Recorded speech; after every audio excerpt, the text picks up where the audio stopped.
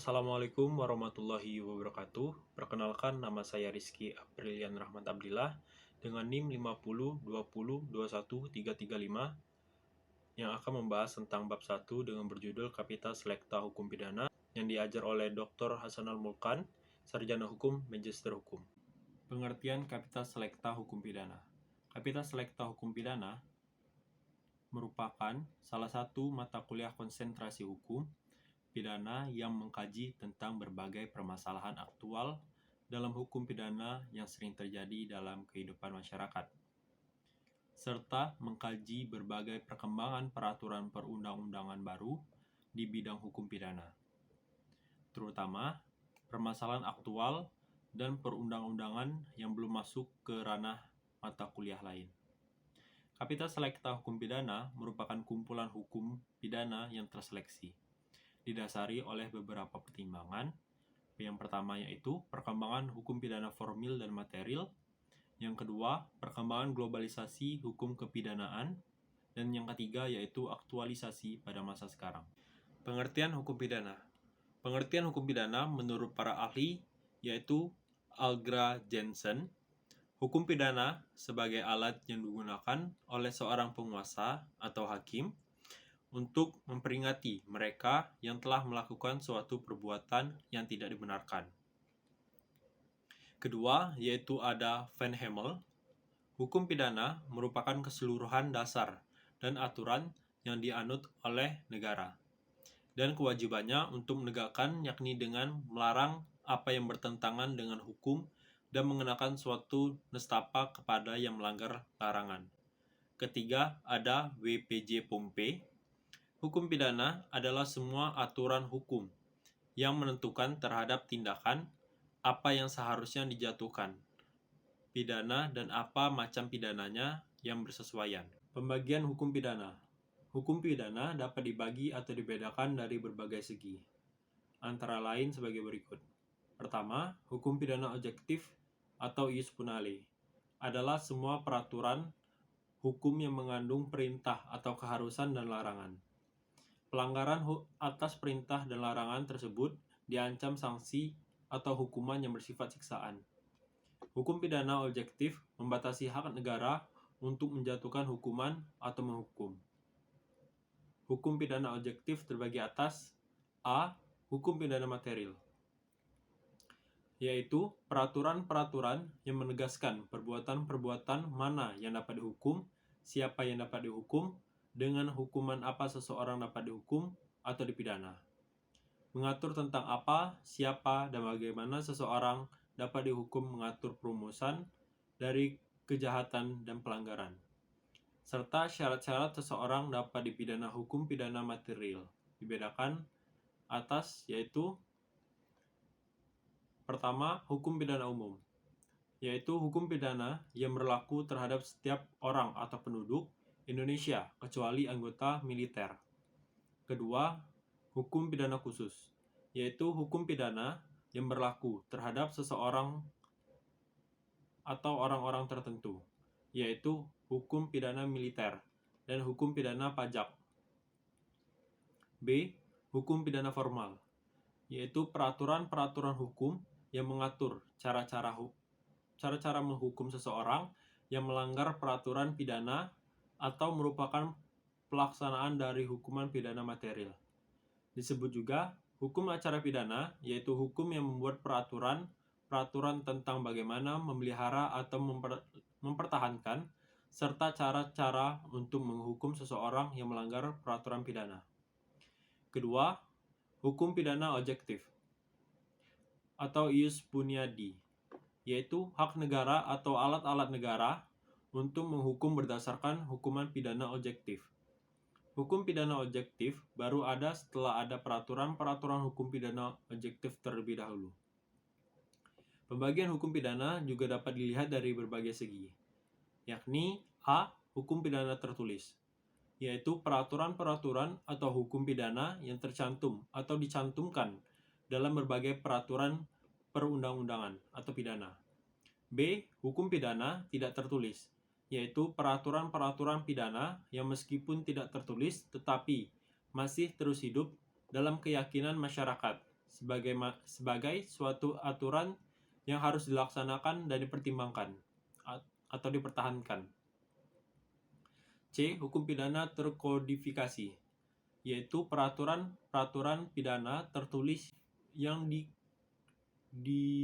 dikodifikasikan atau disatukan dalam buku atau kitab, yakni Kitab Undang-Undang Hukum Pidana Indonesia. D. Hukum pidana tersebar, yaitu peraturan pidana tertulis yang tersebar pada berbagai peraturan perundang-undangan atau tidak terkodifikasi. Hukum pidana sebagai hukum positif yaitu aturan-aturan pidana yang diberlakukan atau dipakai pada saat sekarang ini.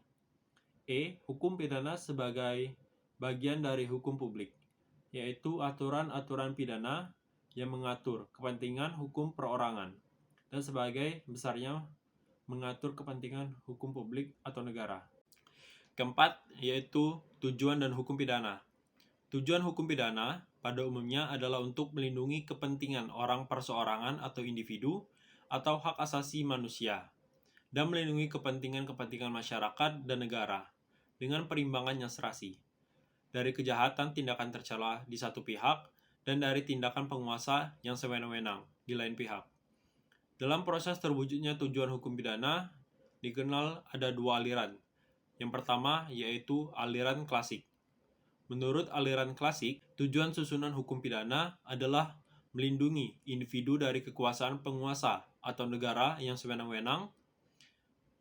Pengikut aliran ini menganggap bahwa tujuan hukum pidana adalah untuk menjamin kepentingan hukum individu atau perseorangan. Kedua yaitu ada aliran modern. Menurut aliran modern, tujuan hukum pidana adalah untuk memberantas kejahatan agar kepentingan hukum masyarakat terlindungi. Fungsi hukum pidana terbagi menjadi dua, yaitu satu secara umum. Fungsi hukum pidana secara umum sama dengan fungsi hukum-hukum lainnya, yakni untuk mengatur hidup bermasyarakat atau menyelenggarakan suatu sistem aturan dalam masyarakat. Kedua, secara khusus, fungsi hukum pidana secara khusus, yaitu untuk melindungi suatu kepentingan hukum terhadap perbuatan yang melanggar dengan suatu sanksi atau hukuman. Sanksi atau hukuman tersebut berupa pidana yang telah ditetapkan undang-undang dan sifatnya lebih tajam daripada hukum-hukum lainnya. Fungsi lainnya adalah untuk menyelenggarakan aturan-aturan untuk melindungi pihak yang telah dirugikan. Sebagai hukum publik, hukum pidana memiliki fungsi sebagai berikut. Pertama, fungsi untuk melindungi kepentingan hukum dari perbuatan yang menyerang atau memperkosanya. Kepentingan hukum adalah segala kepentingan yang diberlakukan dalam berbagai segi kehidupan manusia, baik sebagai pribadi, anggota masyarakat, maupun anggota suatu negara, yang wajib dijaga dan dipertahankan agar tidak dilanggar atau diperkosa oleh perbuatan-perbuatan manusia. Semua ini ditunjukkan agar ketertiban dari dalam segala bidang kehidupan dapat terlaksana dan terjamin dengan baik. Di dalam doktrin hukum pidana Jerman, kepentingan hukum meliputi A. Hak-hak, kedua, hubungan hukum, ketiga atau C. Keadaan hukum, D. Bangunan masyarakat. Kepentingan hukum yang wajib dilindungi ada 3 macam. Pertama, kepentingan hukum perorangan. Kedua, kepentingan hukum masyarakat. Misalnya, kepentingan hukum terhadap keamanan dan ketertiban umum, ketertiban berlalu lintas di jalan raya. Yang ketiga, ada kepentingan hukum negara.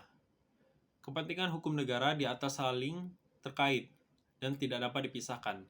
Contoh kepentingan hukum yang diatur dalam pidana material KUHP, larangan mencuri pasal 362 KUHP, larangan menghilangkan nyawa pasal 338 KUHP, pasal 363 KUHP, melindungi dan mempertahankan kepentingan hukum orang atas hak milik kebendaan pribadi, dan pasal 338 KUHP, melindungi dan mempertahankan kepentingan hukum terhadap hak individu atau nyawa orang. Untuk melindungi kepentingan hukum di atas, maka diberlakukan sanksi pidana atau straf atau hukuman penjara. Misalnya pasal 362 hukuman yang dijatuhkan maksimal 5 tahun. Kedua, fungsi legitimasi negara. Fungsi hukum pidana yang dimaksud adalah memberikan legitimasi bagi negara agar negara dapat menjalankan fungsi menegakkan dan melindungi kepentingan hukum dengan sebaiknya. Fungsi ini terutama terdapat dalam hukum acara pidana yang telah dikodifikasikan dengan Kitab Undang-Undang Hukum Pidana Acara atau KUHP, yakni Undang-Undang Nomor 8 Tahun 1981. Ketiga, ada fungsi mengatur dan membatasi kekuasaan negara sebagaimana telah dijelaskan pada poin kedua.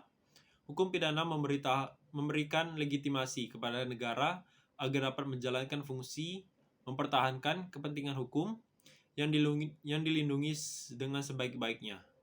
Dengan demikian, negara memiliki hak dan kekuasaan yang amat besar karena kekuasaan negara harus selalu dibatasi. Yang kelima yaitu sumber hukum pidana. Sistematika Kitab Undang-Undang Hukum Pidana ada 3, antara lain buku pertama tentang ketentuan umum pasal 1 sampai 103, buku kedua tentang kejahatan pasal 104 sampai 488, dan buku ketiga tentang pelanggaran pasal 489 sampai 569.